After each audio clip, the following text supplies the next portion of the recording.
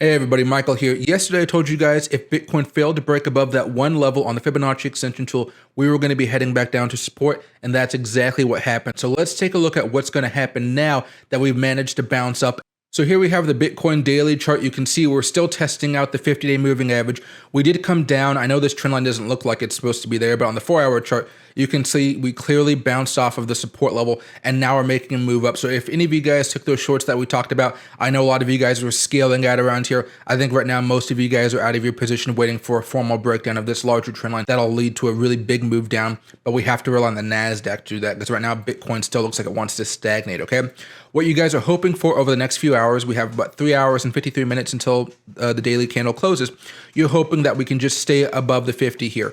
The fact that the NASDAQ was able to open up and continue to grind is the only reason that Bitcoin did not fall off a cliff here earlier, okay? That is the only reason. Bitcoin was not looking too good. We had a major reversal off of the one target price of the Fibonacci extension level.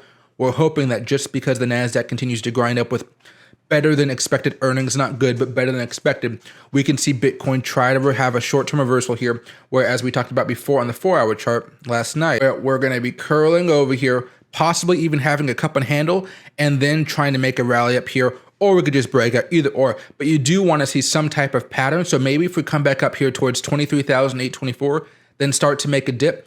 As long as from the time we come up to the top of the candle, we don't drop 50% from this value to there, you guys should be okay with buying, having a 1 to 2% stop loss, and hoping that the cup can complete itself. But until then, guys, I don't really see a proper time to buy. The time to buy was at the dip here once we hit support, and a major support at that.